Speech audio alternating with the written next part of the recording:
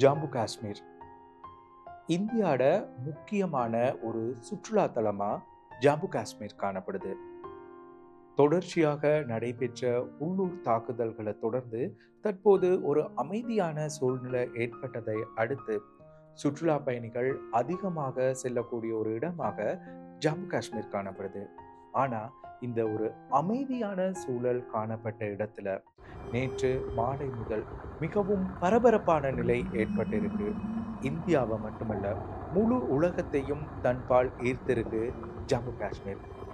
ஜம்மு காஷ்மீர்ல என்ன நடந்தது? ஏன் நேற்று மாலையிலிருந்து ஒரு பரபரப்பான அமைதி இல்லாத ஒரு சூழ்நிலை ஏற்பட்டிருக்கு? தொடர்ந்தும் விரிவான தகவல்களை பார்க்கறதுக்கு முன்னர் நமது டிவி யூடியூப் தளத்தை சப்ஸ்கிரைப் செய்துக்கங்க. சரி, வாங்க ஜம்மு காஷ்மீரில் என்ன நடந்தது, நேற்று மாலை நடந்த திக் திக் சம்பவங்கள் என்ன, தொடர்ந்து பார்ப்போம். இந்தியாவோட குட்டி சுவிட்சர்லாந்துன்னு சொல்ற இடம் தான் ஜம்மு காஷ்மீர். அதுலேயும் இந்த பஹல்காம் என்ற பகுதின்றது ஜம்மு காஷ்மீர்ல இருக்க ஒரு அழகான மலைத்தொடர். இந்த மலைத்தொடர்ல அடிவாரத்துல பனி நிறைந்து சுற்றுலா பயணிகளை அதிகமா ஈர்க்கக்கூடிய ஒரு இடமாக இந்த பஹல்காம் பகுதி காணப்படுது. அதுலேயும் கூட அழகான புல்வெளிகளோட இந்த பகுதி காணப்படுறதால அதிகமான சுற்றுலா பயணிகள் தற்போது அங்க போயிட்டு தங்களுடைய நேரங்களை இன்பமா கழிச்சு வராங்க. இப்படி நேற்று போன பல்லாயிரக்கணக்கானோர் மீது இந்தியா இராணுவ வீரர்களை போல உடையணிந்து சென்ற பயங்கரவாதிகள் சரமாரியாக தாக்குதல் நடத்தியிருக்காங்க. இந்த தாக்குதல்கள்ல சுற்றுலா பயணிகள் உள்ளிட்ட 28 பேர் இதுவரையிலும் உயிரிழந்திருக்கிறதா இந்திய ஊடகங்கள் செய்தி வெளியிட்டிருக்குது. யார் இந்த தாக்குதலை நடத்தின பயங்கரவாதிகள்? லக்ஷாத் இ தொய்பான்ற ஒரு அமைப்பை சேர்ந்த பிரிவினர் தான் இந்த தாக்குதலை நடத்தியிருக்கிறதா உரிமை கோரி இருக்கிறாங்க. இவங்க அடிப்படைவாதிகள்னு சொல்லி இந்திய ஊடகங்கள் செய்தி வெளியிட்டு இருக்கிற நிலையில இந்த தாக்குதலுண்ட பின்புலம் தொடர்புல சற்று ஆராய வேண்டி இருக்குது. குறிப்பாக இந்தியாவுக்கு தற்போது அமெரிக்காவின் துணை ஜனாதிபதி விஜயம் செய்திருக்கிறார். ஆனா இந்திய பிரதமர் நாட்டில் இல்ல, சவுதி அரேபியாவுக்கு உத்தியோகபூர்வ விஜயம் மேற்கொண்டிருக்கிறார். ஆனா இந்த தாக்குதல் நேற்று மாலை இடம்பெற்றதுமே சவுதி அரேபிய விஜயத்தை இடைநடுவுல கைவிட்டு மீண்டும் நாடு திரும்பி இருக்கிறார் பிரதமர் மோடி.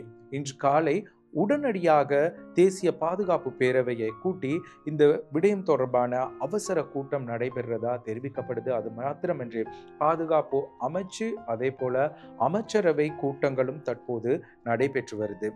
குறிப்பாக இந்திய பிரதமருடைய வெளிநாட்டு விஜயம், அதே போல அமெரிக்க துணை ஜனாதிபதியின் இந்தியாவுக்கான விஜயம், இவ்வாறு பரபரப்பா இந்தியா ஈடுபட்டுக்கிட்டு இருக்க இந்த சந்தர்ப்பத்துல பயங்கரவாதிகளால இந்த பஹல்காம் பகுதியில தாக்குதல் நடாத்தப்பட்டிருக்கிறதா தெரிவிக்கப்பட்டிருக்கு. அது மாத்திரமல்ல, இவர்களுடைய முக்கியமான நோக்கமா இந்த அழகான ரம்மியமான பகுதியில அதிகமான வெளிநாட்டவர்கள் வருகை தர்றது இவர்களுக்கு பிடிக்கலன்னு சொல்லியும், குறிப்பா சுமார் 85,000 பேர் நாளாந்தம் அந்த பகுதிக்கு வந்து போறதால அங்க சன நெரிசலை கட்டுப்படுத்தணும்ன்றது தங்களோட மோட்டிவ்னு சொல்லியும் இந்த தாக்குதல் நடத்தப்பட்டிருக்கிறதா தெரிவிக்கப்படுது. குறிப்பா இந்த ஜம்மு காஷ்மீரோட பஹல்காம் பகுதியில 5,000 பேர் வரைக்கும் தான் வாழ்றாங்க. ஆனா அங்க இருக்கிற ஹோட்டல் எண்ணிக்கையை பார்த்தா 3,000க்கும் அதிகமான சுற்றுலா விடுதிகள் காணப்படுறதா தெரிவிக்கப்படுது. 5,000 பேர் இருக்கக்கூடிய இடத்துல 3,000க்கும் அதிகமான சுற்றுலா விடுதிகள் காணப்படுறது எவ்வளவு ஒரு அதிக சுற்றுலா வருவாய இந்தியாவுக்கு ஏற்படுத்தி கொடுக்கக்கூடிய இடமா இந்த பஹல்காம் பகுதி மற்றும் ஜம்மு காஷ்மீர் இருக்கின்றத எல்லோரும் தேடி பார்க்கணும்.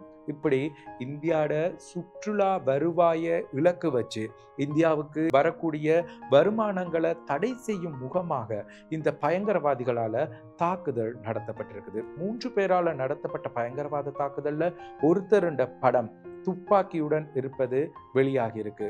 இந்த துப்பாக்கிச்சூடு நடைபெற்ற திக் திக் சம்பவங்கள் காணொளிகளா தற்போது ஊடகங்கள்ல பகிரப்பட்டிருக்கு.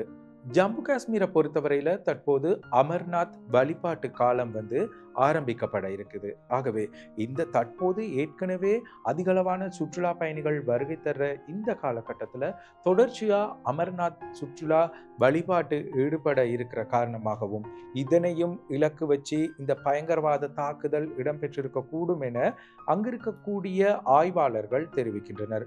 குறிப்பா ஜம்மு காஷ்மீரை பொறுத்தவரையில சுற்றுலா தலமாக இருந்தாலும் கூட அதிகளவான பாதுகாப்பு பலப்படுத்தப்பட்ட பகுதியாக தான் அது காணப்படுது. இவ்வாறான பாதுகாப்பு பலப்படுத்தப்பட்டிருக்கக்கூடிய சூழ்நிலையிலும் கூட பயங்கரவாதிகள் இராணுவத்தை போலவே சீருடை அணிந்து இந்த தாக்குதல் நடத்தி இருக்கிறது இந்திய தேசிய பாதுகாப்பையும் அச்சுறுத்தலுக்கு உள்ளாக்கி இருப்பதாகவும் தெரிவிக்கப்படுது. ஆகவே தொடர்ந்தும் இது தொடர்பான தகவல்களை அனைத்து ஊடகங்களும் வெளியிட்டு வருது. இந்த பின்புலத்துல இந்த பயங்கரவாத தாக்குதல் தொடர்பில் இலங்கை ஜனாதிபதி அனுரகுமார திசாநாயக்க தன்னுடைய பலத்த கண்டனத்தை எக்ஸ் தளத்துல பதிவிட்டிருக்கார். அதே போல பாராளுமன்ற உறுப்பினர் நாமல் ராஜபக்சவும் இதற்கு கண்டனத்தையும் கவலையையும் தெரிவித்திருக்கிறார். பயங்கரவாதத்தை ஒழிப்பதற்கு அனைவரும் ஒன்றிணைந்து செயற்பட வேண்டும் என நாமல் ராஜபக்ச தன்னுடைய எக்ஸ் தளத்துல தெரிவித்திருக்கிறார். அதே போல இந்தியாவில் இருக்கக்கூடிய ஏனைய மாநிலங்களின் முதலமைச்சர்கள் மற்றும் ஆளுநர்கள் இந்த தாக்குதல்களுக்கு தங்களுடைய கண்டனங்களை தொடர்ச்சியா தெரிவித்து வர்றார். குறிப்பாக தமிழக முதல்வர் மு.க.ஸ்டாலினும் இது தொடர்பான தன்னுடைய கவலையையும் ஆழ்ந்த அனுதாபங்களையும் தெரிவித்திருக்கிறார். இந்த பின்புலத்துல நமது டிவியும் இந்த பஹல்காம் பயங்கரவாத தாக்குதல்ல உயிரிழந்தவர்களுக்கும் அவர்களுடைய குடும்பத்தினருக்கும் ஆழ்ந்த அனுதாபங்களை பகிர்ந்து கொள்ளுது.